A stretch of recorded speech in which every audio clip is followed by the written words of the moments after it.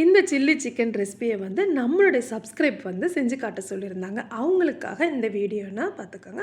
அதுக்கு நான் 1/2 kilo chicken எடுத்துருக்கிறேன். கார்ன்ஃப்ளவர் மாவு 1/2 கப், மைதா மாவு 1/2 கப் போட்டுட்டு 65 பவுட்ரு, ஒரு முட்டை, இஞ்சி பூண்டு பேஸ்ட்டு, உப்பு தேவையான அளவு, மஞ்சத்தூள், காரத்தூள் எல்லாம் போட்டு நல்லா விரவி அப்படியே ஊற வச்சுடுங்க.